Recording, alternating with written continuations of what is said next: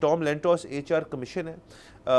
ये basically US Congress की हद तक एक उसका एक आर्म सॉर्ट ऑफ कह लें, कमीशन कह लें, उनकी तरफ से तश्कील की गई जो कि ह्यूमन राइट्स के हवाले से बैठ के बहस की जाती है इधर। तो इधर इनका मौजू इस दफ़ा था हिंदुस्तान, इंडिया, कि वहाँ पे जो दुनिया का सबसे आबाद तरीन मोस्ट पॉपुलस कंट्री है, वहाँ पे अक़लियतों के ख़िलाफ़ जो जुल्म किया जा रहा है, जो हम देख रहे हैं बीजेपी गवर्नमेंट के बाद से, उसके ऊपर क्या करना चाहिए क्या नहीं करना चाहिए। तो इनकी तमाम वो बड़ी लंबी चौड़ी एक मीटिंग थी। उसके अंदर जो एंड में एक मतलब उसका जो फैसला सॉर्ट ऑफ फैसला के रिकमेंडेशन स्टेट डिपार्टमेंट को की गई वो ये थी कि इंडिया को आप डिक्लेयर करते हैं as a country of particular concern, CPC category में इंडिया को डाल दें। सवाल यहाँ से सर पैदा होता है लेकिन कि आया अमेरिका इंडिया से इस वक्त किसी किस्म का पंगा लेगा? दोनों के इलेक्शन ईयर हैं, दोनों को एक सर्टन लेवल पे एक दूसरे की ज़रूरत है। तो स्टेट डिपार्टमेंट को ये कहना, मेरा नहीं ख्याल इसके अंदर कोई ज़्यादा चीज़ होगी। सर देखें, बात ये है कि फौरी तौर पे तो पंगा लेना है या नहीं लेना, लेकिन इलेक्शंस ख़त्म हो ही जाने हैं ना, तो उसके बाद क्या इंडिया अपनी सिमत दुरुस्त करेगा, सवाल ये है। और मैं तो आप देखें कि इतने अरसे से ये कह रहा हूँ कि मुझे समझ नहीं आ रही कि इंडिया ऐसे क्यों कर रहा है। उसकी वजह ये है कि अमेरिका तो चले आप कह रहे हैं कि उनके आपस के टाइज़, फिर जिस तरह से जॉब जनरेशन इंडिया कर रहा है अमेरिका वालों के लिए, जिस तरह से बोइंग को बड़े बड़े ऑर्डर्स मिल रहे हैं, सो अमेरिका तो इस वक्त बहुत रिसीविंग एंड पे है ना बेनिफिट्स की इंडिया की वजह से। तो अमेरिका तो चले, जिस तरह आपका सवाल है कि कुछ करेगा नहीं करेगा, क्योंकि अमेरिका को तो इंडिया से इतने पैसे मिल रहे हैं। लेकिन यूरोप अगर आप ले लें, ठीक है, अब यूरोप जितना सेंसिटिव है इस किस्म के इशूज़ को लेकर, क्या यूरोप अपनी ट्रेड इंडिया से कायम बहुत अरसे तक रख सकता है जब इंडिया इस किस्म की चीज़ें कर रहा हो?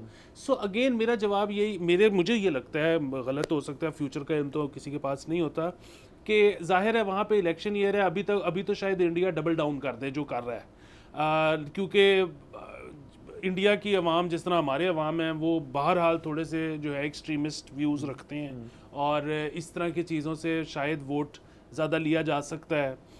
लेकिन हैविंग सेड दिस, मेरा ये ख्याल है कि इंडिया अब बहुत सियाना हो चुका है।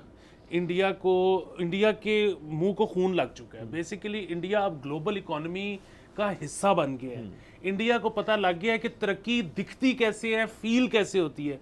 सो अब वो मेरे ख्याल में इलेक्शन के फ़ौरन बाद, मुझे उम्मीद तो यही है कि वो अपनी इसमें नज़रसानी करेंगे सारी पॉलिसी पे, और आहिस्ता आहिस्ता वो अक़लियतों के साथ बेहतर सलूक करना उनकी मजबूरी है, नहीं तो फिर दुनिया उनको छोड़ देगी और वो ये नहीं चाहते। हाँ, और सर उसके साथ साथ obviously starts at the top. अगर मोदी साहब जो हैं अपनी बीजेपी को, RSS को और दीगर जो लोग जो जुल्म करते हैं उनको इंडिकेट करेंगे कि अब आपने ऐसे नहीं करना, तो तब जाके बात बनेगी। वैसे तो मेरा अपना ख्याल है कि it starts from the top, ये मेंटालिटी भी टॉप से स्टार्ट होती है। उसके साथ साथ ये पहली इस किस्म की चीज़ नहीं है। ABA centre for human rights, amnesty international, US Holocaust memorial museum, ये सारे इस किस्म के इदारे और कमीशन हैं जिन्होंने पहले बड़ी देर से ये बातें करी अमेरिका के अंदर।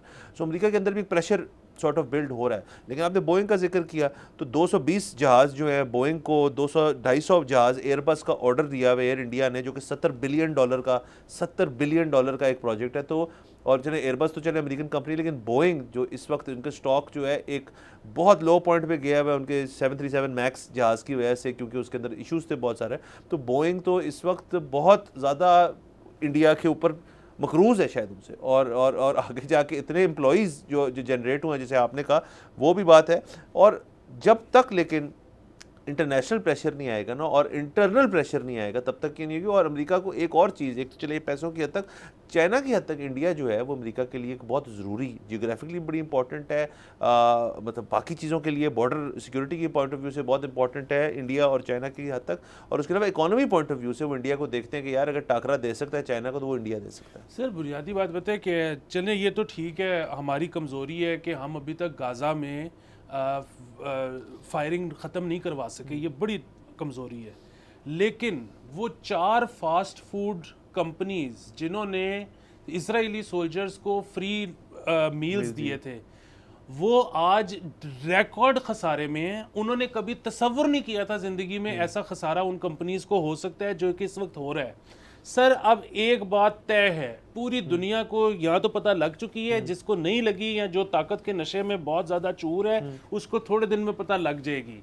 अब अगर आप अपने के साथ अपने मुल्क में या किसी और मुल्क में आप सबको बराबरी के साथ ट्रीट नहीं करते, किसी के साथ डिफरेंशिएट करते हो उसके रंग, मजहब, नस्ल, किसी भी बुनियाद पर, तो आपके साथ दुनिया कारोबार करना छोड़ देगी, आम आवाम आपकी प्रोडक्ट इस्तेमाल करना छोड़ देगी, और फिर वही बात है, ये कोई अफोर्ड नहीं कर सकता। सब्सक्राइब करें और बेल दबाएं ताकि कोई खबर रह न जाए।